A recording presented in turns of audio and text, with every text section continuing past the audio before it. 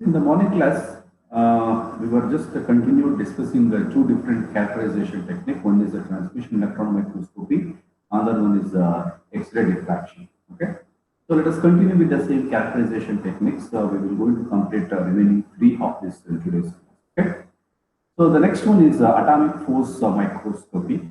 In short, we call that as an AFM. This technique, basically, it is powerful technology for studying samples at nanoscale.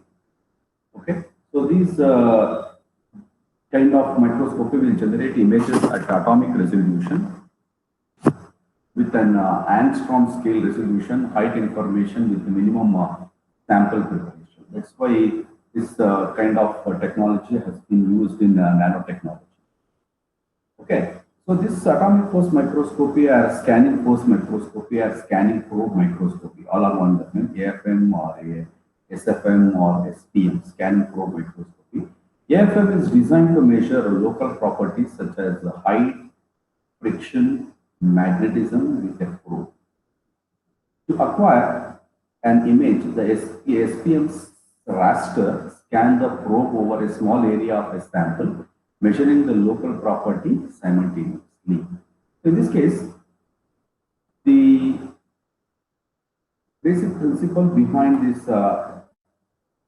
kind of technique is that they will they're designed to measure the local properties such as height, friction, etc. And of course, using a probe. So, in order to obtain this image, there is an SPM, that is a scanning probe microscopy, that it will go into raster scan. So it will go move to and fro, and it will go to scan the probe over a very small area of the sample, and it will start measuring the local properties simultaneously. So since it is having a probe, this probe will can start the scanning. Scanning, it will just like how you can see the line printer, how it moves, the movement of the printer in the line printer. In a similar way, this probe will go into scan, raster scan, and it will go into measure the local properties. And this scanning will be done only for the small area of the sample.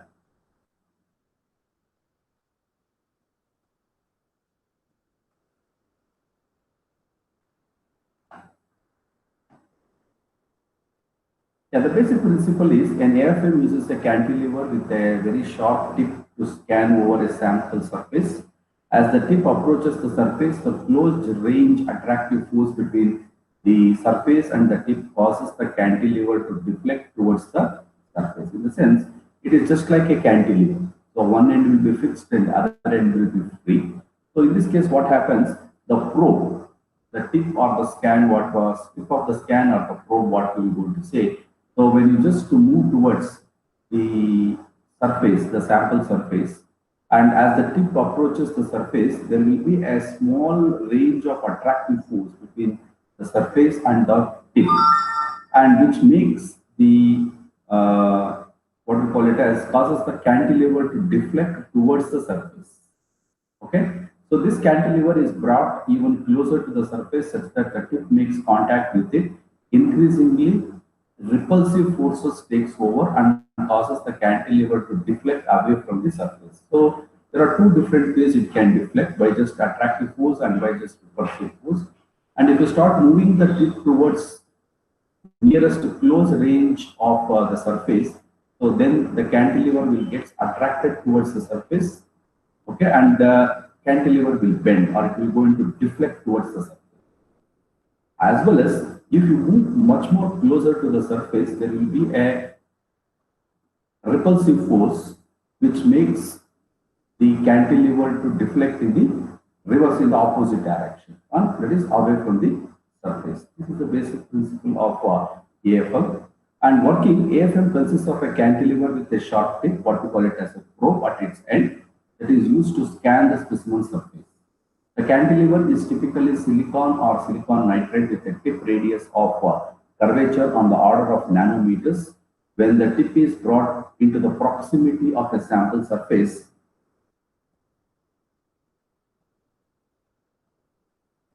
the forces between the tip and the sample lead to the deflection of the cantilever. So the same principle what we discussed before, the same thing over here. This a cantilever with a sharp tip, okay, is used to scan the specimen surface.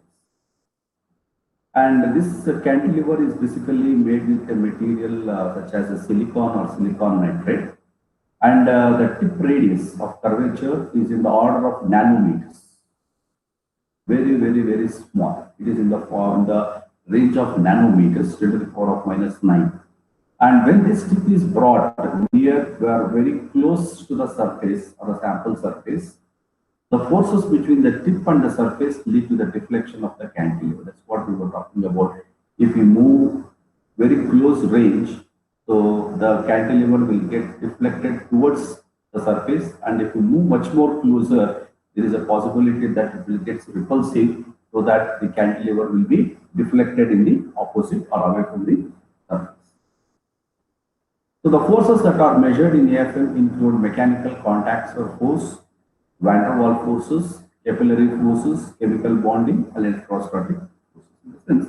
So there are different forces which will cause the attractive or repulsive or the movement of the probe towards the surface or away from the surface might be include a mechanical contact force, or it might be a van der Waals forces or capillary forces or chemical bonding forces or electrostatic forces. So then there are four important modes in which you can use this atomic force microscope. One is an imaging mode, another one is a contact mode, third one is a non-contact mode, and tapping. So contact mode means tip is in the intimate contact with the surface and scans across the surface. Once tip will have a contact with the surface, that is called a contact mode. Non-contact mode, so there will be a distance between the probe and the surface. Is continuously adjusted so as to maintain the constant deflection. So it is not in contact with the surface. The probe does not have contact with the surface, and it will have the some distance maintained to maintain the constant deflection. Next comes the tapping mode. In tapping mode, a stiff cantilever is brought with a close proximity on the surface. In the sense, cantilever is very stiff, so it does not deflect. So if you are going to bring such kind of stiff cantilever is brought towards the proximity of the surface. During the oscillations, part of the tip intermittently touches or taps the surface. This is a simple sketch of AFM. So we have a surface over here, laser, cantilever tip. Okay, this is a cantilever tip. So photodiode, detector, and feedback electronics. Okay, so this you can see much more easier here. The sample, cantilever, mirror, probe tip here. Okay, so this is a cantilever.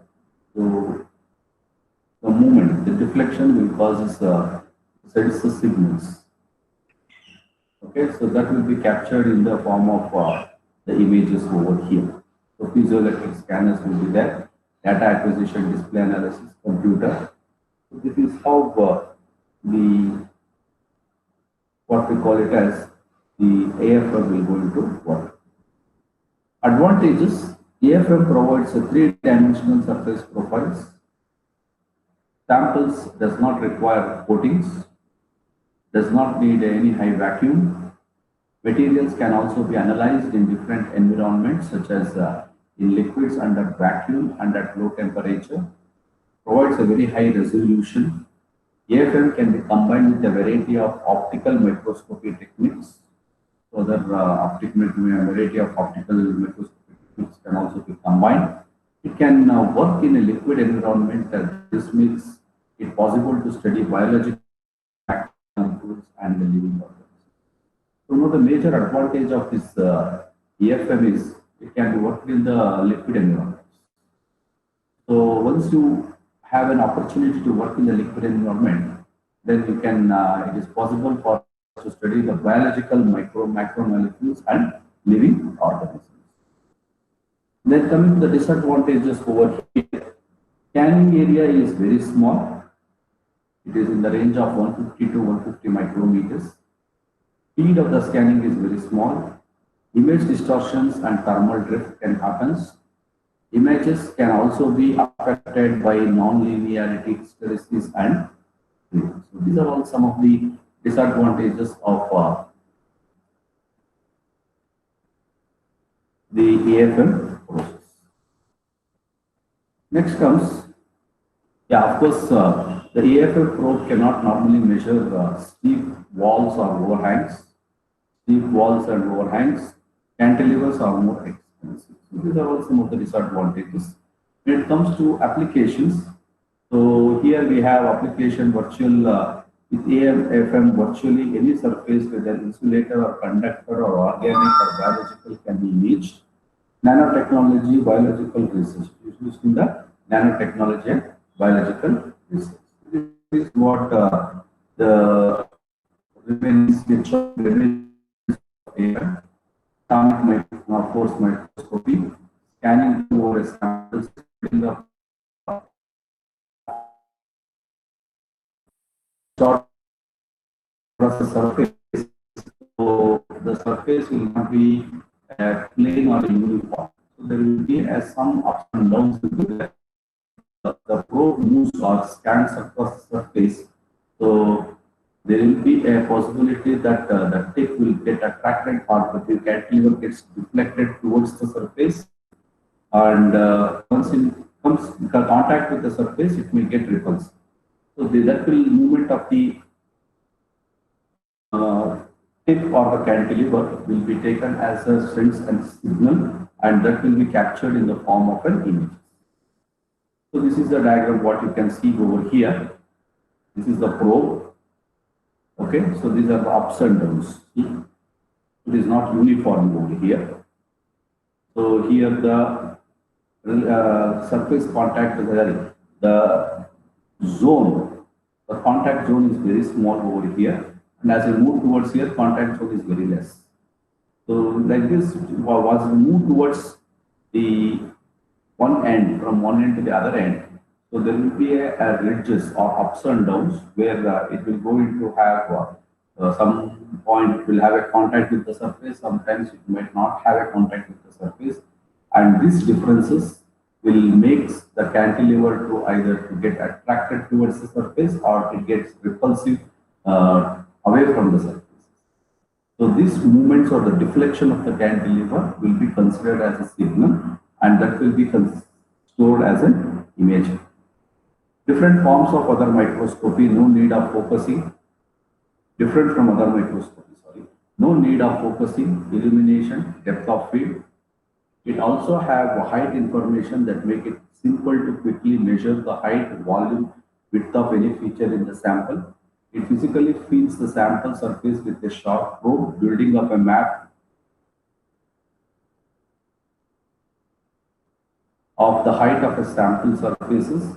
It provides a single atomic level structure, so provide high resolution. So this is what we call it as the AFM.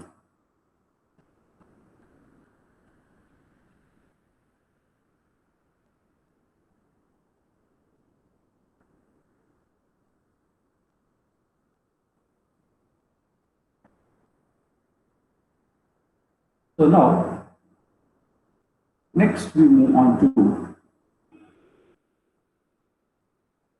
the comparison between AFM, SEM and TAM.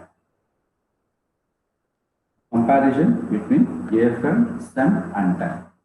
So in the case of a sample preparation, AFM it is little or none. For SEM it is from little to a lot. From TAM also from little to a lot. Resolution 0.1 nanometer, SEM 5 nanometer, whereas TAM 0.1 nanometer. Relative cost low, medium and high. Sample environment. So anything you can have, of course, so SEM should have a vacuum or a gas, but TAM should have a vacuum. Depth of the field sample type, which is poor conductive or insulative, it should be good conductive and poor conductive. Time for the image, it is 2.5 minutes, here 0.1 to 1 minutes. and it is 0.1 to 1 minute. So in the case of AFM, it takes time, 2 to 5 minutes. Maximum field of view 100 micrometer, then it is 1 millimeter, whereas in TEM is 100 nanometers. Maximum sample size unlimited in AFM, 30 millimeter in SEM and 2 millimeter in TEM. Measurements, so 3-dimensional in AFM, 2-dimensional in SM and 2-dimensional in TEM. This is how we just compare the AFM with the SEM and TEM. Next comes scanning probe microscope. So what are the scanning probe microscopies are? The scanning probe microscopes, SPM, are a family of tools used to make images of nanoscale surfaces and structures including atoms. They use a physical probe.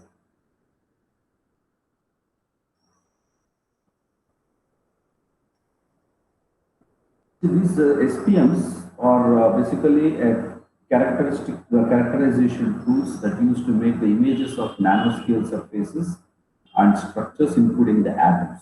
Okay, they use a physical probe to scan back and forth over the surface for a sample. During the scanning process, the computer gathers the data that are used to generate an image of the surface. In addition to visualizing the nanoscale structures, some of the SPMs can be used to manipulate individual atoms and move them to make a specific pattern. SPMs are different from optical microscopes because users don't see the surface directly. Instead, the tool feels the surface and creates an image to represent. It is almost similar to that of AFM, what we discussed here. Okay. These SPMs were a very powerful family of microscopes, and they will have a resolution of less than a nanometer. This is a billionth of a meter. This 10 to the power of minus 9 meters.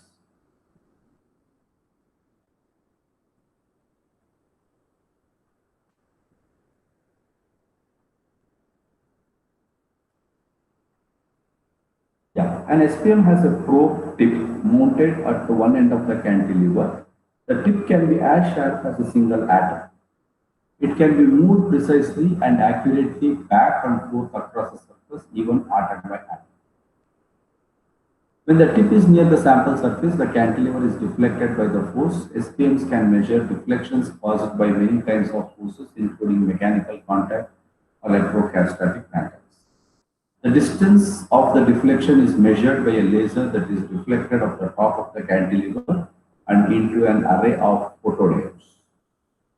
The one important thing about SPM is it detects differences in height that are a fraction of a nanometer, about the diameter of a single atom. So it is similar to that what we discussed for AFM.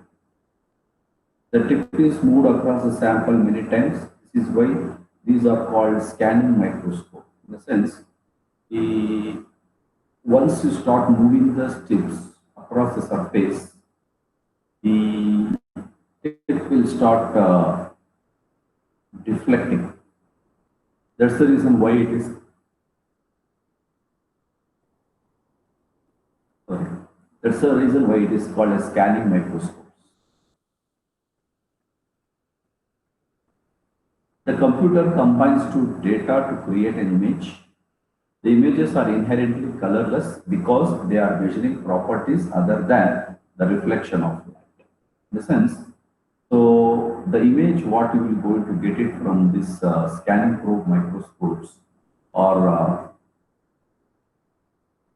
colorless, because the main intention of this scanning is to measure the properties rather than other than the reflection of light. So therefore, whatever the images you will going to get it using the scanning probe microscopes are colorless.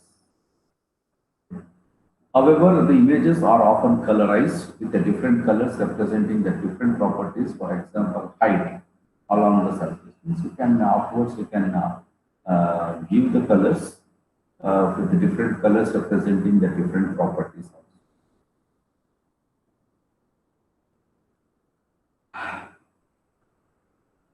And these SPMs are used by scientists in different ways, depending on the information they are trying to gather from sample. The two primary modes are contact mode and tapping mode. This is what I was discussing in the previous one. So both the AFM and scanning probe microscope both are same. Okay.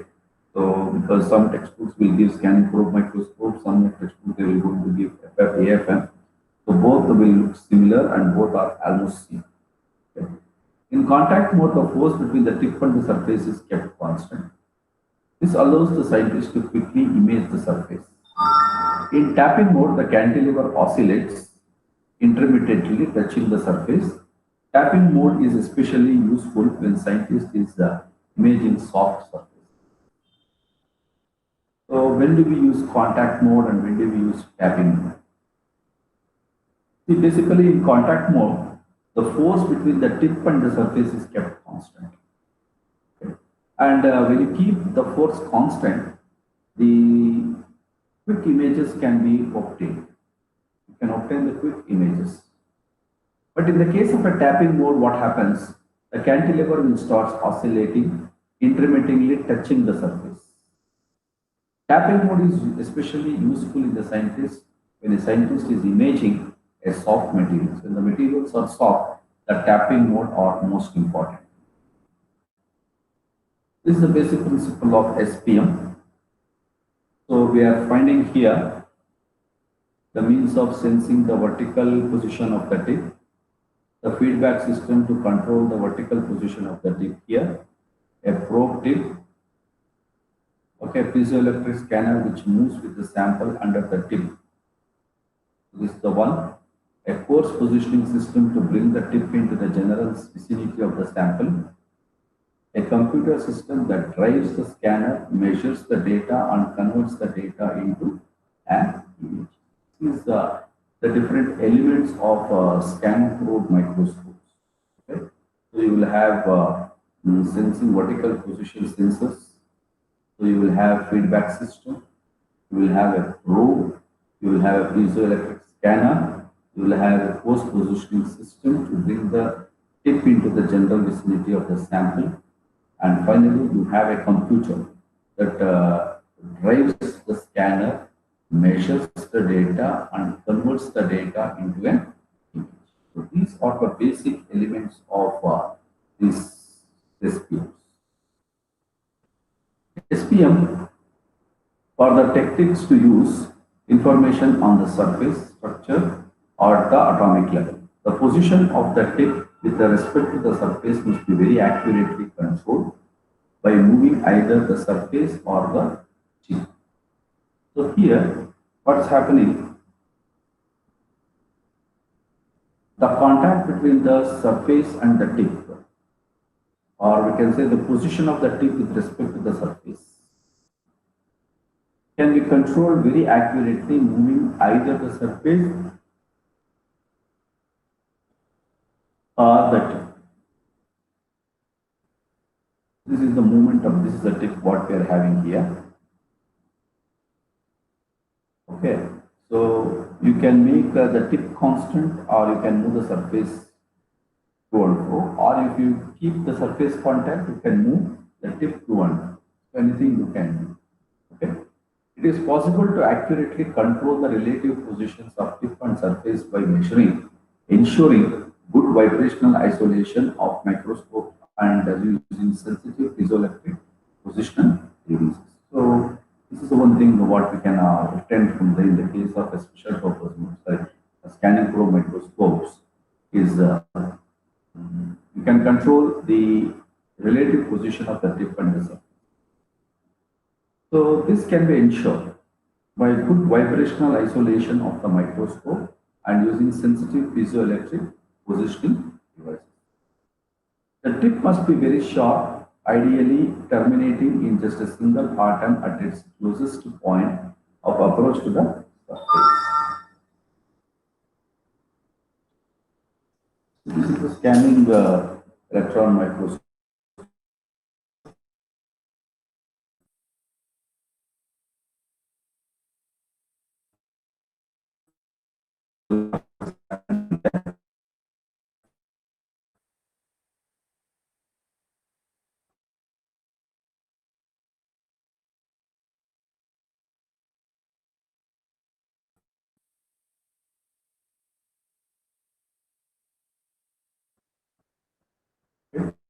So look at that. The detect current feedback electronics, photodiode, laser, sample surface, cantilever and a tip. This is a cantilever and a tip. So piezoelectric scanner. Okay. So this is the scanning probe of microscope. Right. So basic principle is the cantilever as it moves, or the tip, which is in very close proximity with the surface, as it moves, the distance between the contact probe and the surface will going to vary because of the surface is uneven. So that unevenness will causes the signals, and the laser, which will go with their photodiode is there. So they will go to just take the images, and it will go to detect and feed back the electrons. This is how it will going to happen in the case of scanning probe microscope. Okay. And the last thing what we discuss is electron microprobe analysis. Electron microprobe analysis. An electron probe microanalyzer, we can call it as electron probe microanalyzer, is a micro beam instrument used primarily for their in situ non-destructive chemical analysis of minute solid samples. So in situ means it is directly you are using when it is in the real application.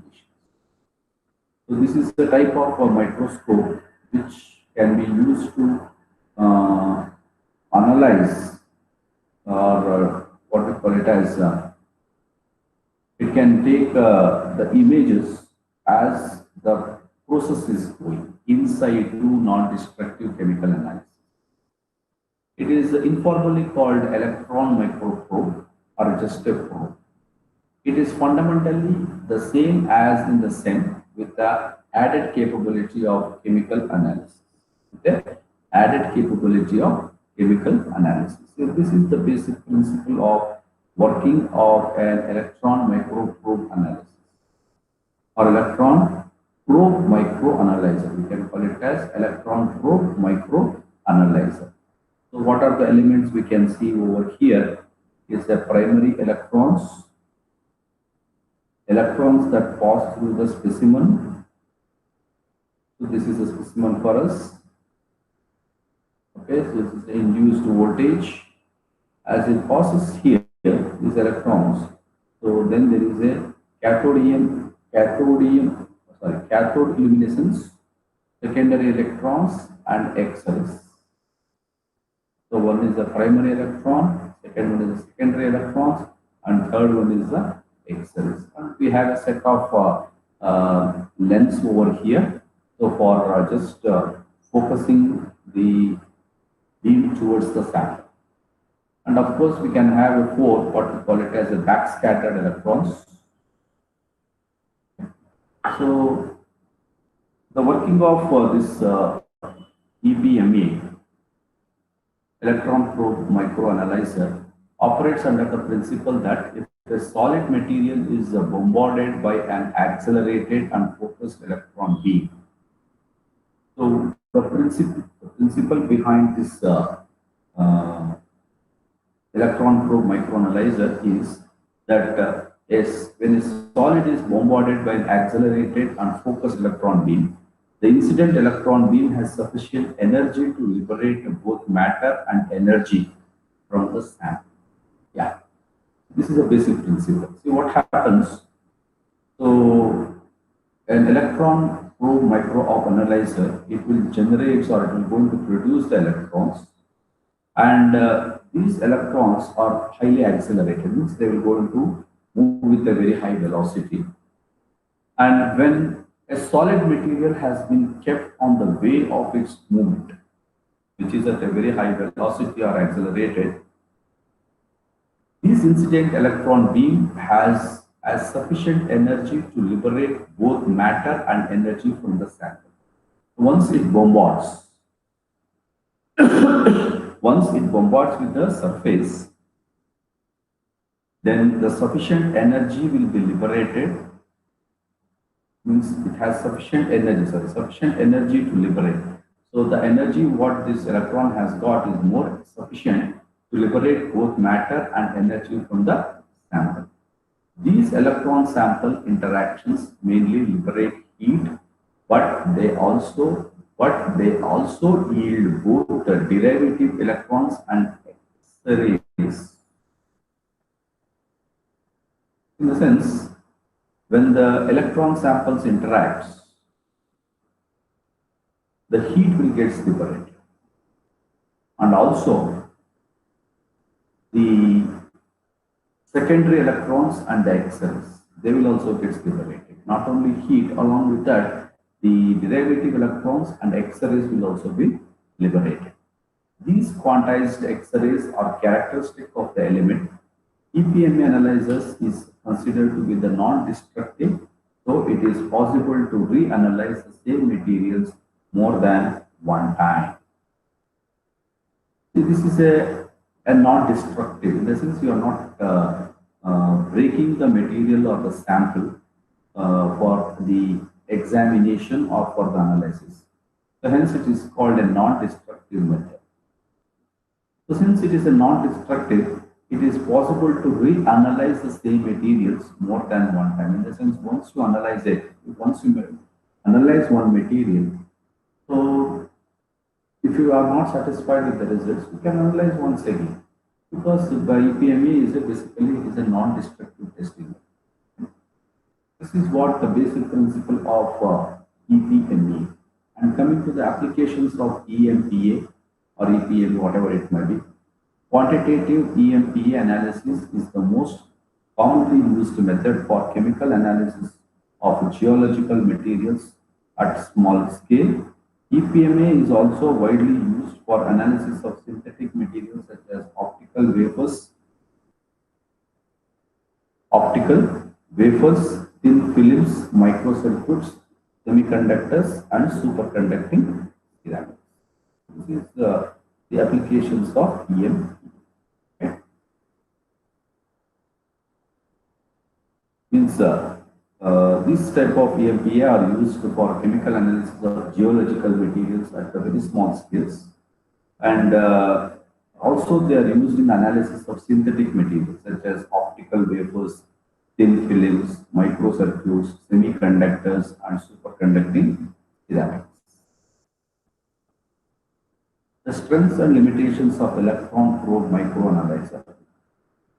The strength.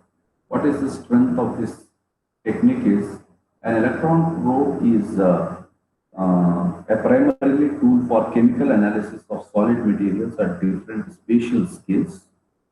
Spot chemical analysis can be obtained in situ, which allows the user to detect even small compositional variations within a textural context or within chemically zoned materials. In the sense,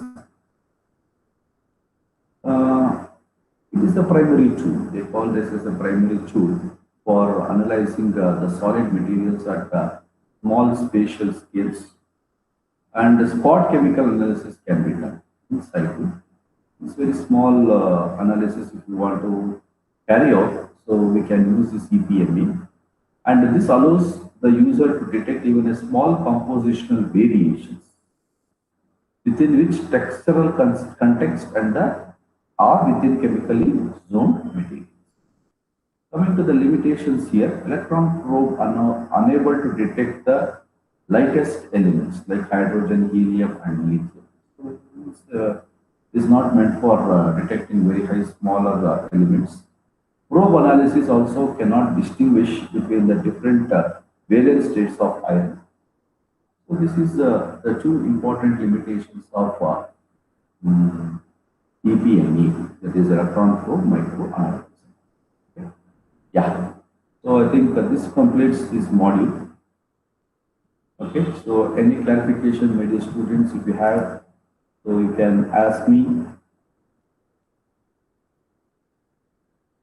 So you can ask if you have any clarification, because this completes the module 4. So tomorrow I will be starting with the module 5. So module 5, it is some of the portions we have already been studied in your SIP. Okay, so it may take a few, only few hours for me to complete that module 5. So module 4 is very important. Complete like covered all the things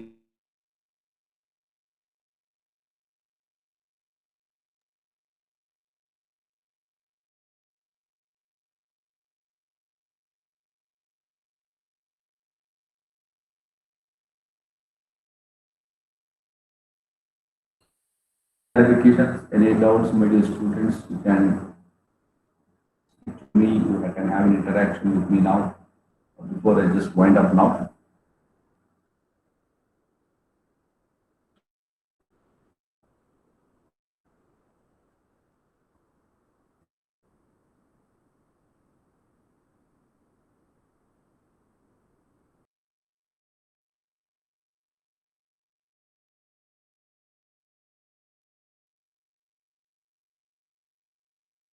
Doubts, any clarifications,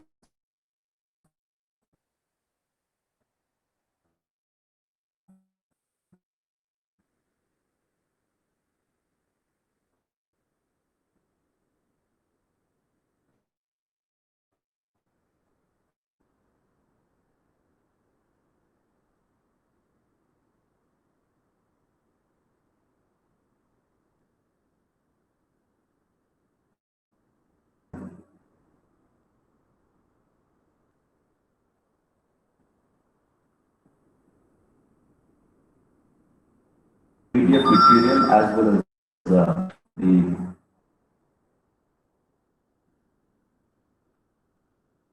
the PPT also in your Google Classroom. Please download those things and keep your notes ready. So complete the syllabus I will be covering for all the modules. So tomorrow I will be starting with the module 5. Okay. So that I am going to start from tomorrow.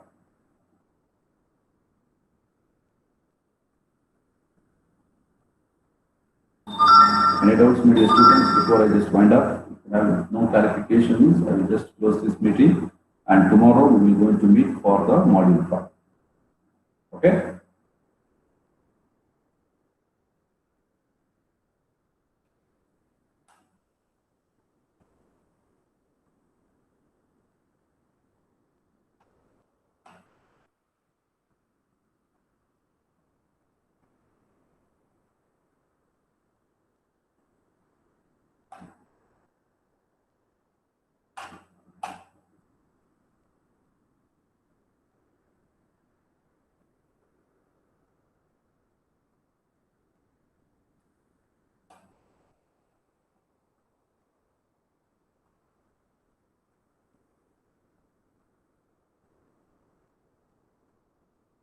Okay, Paul. Then thank you. Thank you very much for attending the class. Okay, get prepared for your exams and tests. Okay. I think from tomorrow your presentation will going to start. Get prepared for that. Okay. Thank you very much.